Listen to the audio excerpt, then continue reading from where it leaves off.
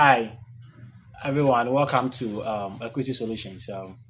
Today, I'm in my pig farm, and proud to me starting this pig farm. I've gone around um, taking ideas as to how I should go about my pig farm, and God being the glory, I was able to um, brainstorm from other farmers and other individuals out there as to how I should go about my pig farm. And the reason why I went around soliciting ideas as to what to do is that I'm someone who don't have enough time to always be in the farm, like taking care of the animal. So based on my way of life, I decided to do the type of pig farm that will be suitable to my way of life. So that at the end of the day, I can be able to have the farm and still go about my normal duties. And I chanced on this idea that is the natural pig farm. With the natural pig farming, what I've come to realize is that one deals with you like the foundation is consists of wood shavings or what we normally call in Africa sawdust or wood shavings. The refined one and the rough type is a mixture of both, with other um, things that you include to prepare the bed or the surface for the animals to live on. And the main agent that keeps the natural farming from smelling is indigenous microorganism (IMO). And with the IMO, we have about 4 or 5 times type of IMOs that you can use for the natural farm. I'll show you how the natural farming look like. If you don't know or you don't have an idea of what it is, I will show you video. So don't worry. So today in particular, I would like us to talk about the natural farming compared to the traditional farming we normally do. That is where the normal farming or the traditional farm way of pig rearing is the floor where the animals will be sleeping is made up of cemented floors, and some use wood um, that can be able to withstand the size of the animals. But the most populous ideology in pig farming in Africa, or most of the places in this world, is the concrete one, where after constructing the farm or the structure, the inside the pen where the animal will sleep is mainly made of cemented floors, and that's where the animals will stay. But what I've come to realize is with the cemented one or the traditional one that we normally know, that one too, I will show you video. Without type, it involves a lot of activities or work to keep it clean or to make it suitable for the animals to live in. That is, where the animals are living. Sometimes, if you are lucky enough, there will be a separate feeding trough where the animals will drink water, will be separate from where they feed from. So that one, it's a bit okay. But then, what I want to talk about today is where the surface doesn't consist of those demarcations where the animal will feed and where the animal will drink water. With that type of farming, the feed is at the place where the animal stays or sleep. Again, the water that will be feeding the animal will be found at the same place. So most of the times, the feed and the water will mix up.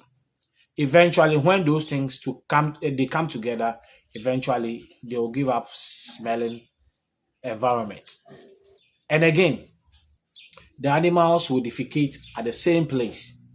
So defecation takes place there, drinking of water goes on at the same place, feeding also goes on at the same place. So eventually, when those factors come together, the place will eventually smell. So normally I do hear of this narrative that pig farming smells a lot. No, what I've come to, having done the natural farming, I've come to realize that pig farming, as we used to know, that it's a type of business that smells. That in terms of where you keep the animal, they smell. No, they don't smell. It depends on how you go about it. So, um, with the natural farming, when you finish the surface with the sawdust or the wood shavings, naturally, inside the pen, the best way to prepare the pen is to dig down 4 feet, and you lay down wood logs and other things. So with a natural type of farming, that is the natural farming as they normally practice in South Korea. With that type, I've come to love it. In fact, I'm seriously in love with the way that system works. It's such a way that after you've put in place the bedding and the indigenous microorganism that will be able to like work at the place to prevent the place from smelling. Aside that, when you have money and you construct the nipple drinkers on the walls where the pigs will drink the water from. After feeding them or giving them the food, you can virtually lock them up. If the place is properly fenced, you can lock them up and go to wherever you want to go. If you have a schedule to feed them, let me say normally for mine, I feed them in the morning, 7 a.m. and 4 p.m. in the evening. So when we come to the farm in the morning and we give them their food around 7 a.m., we can practically lock the place up and go to wherever we want to go to undertake whatever we wish to undertake outside the pen or the site. We can go, and when it is time or it is getting to time, that is to feed them 4 p.m. in the evening, we all come back to give them their food again. It doesn't involve a lot of labor. So I've come to love that idea, and I would like us to talk about it. If you are someone who is passionate about pig farming, but then can't afford that luxury of time to be with the animals as to the daily activities on the farm, I would strongly recommend that you undertake the natural farming, because on a typical day on the farm, aside we like carry on extracurricular activities like um cleaning up the whole place, like general cleaning and mixing their feed or injecting them with their medicines as to when the need arises. We barely spend like 20 minutes in the morning, 20 minutes in the evening. This is how our typical day looks like.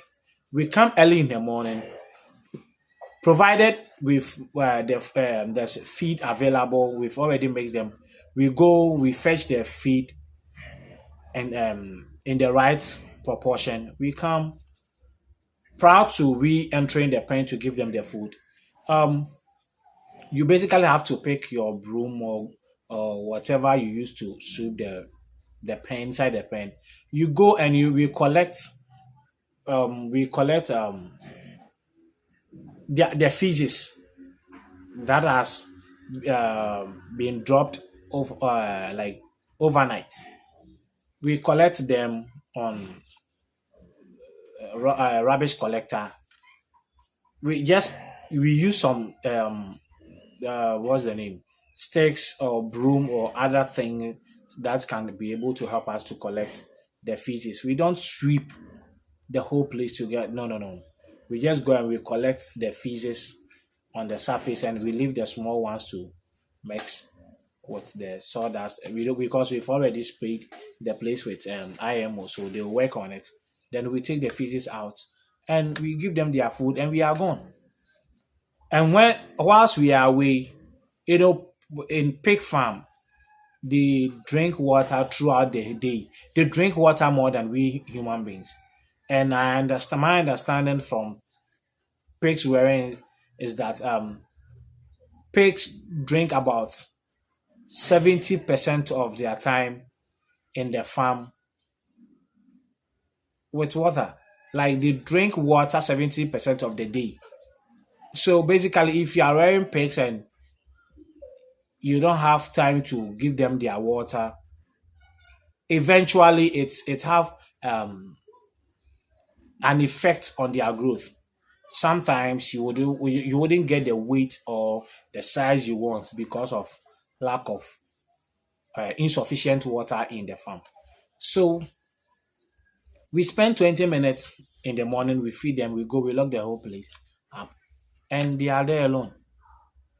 They will play because of the sawdust, they will dig, they will try to play in the sawdust, and when they are tired, they sleep. And we are off to undertake different activity.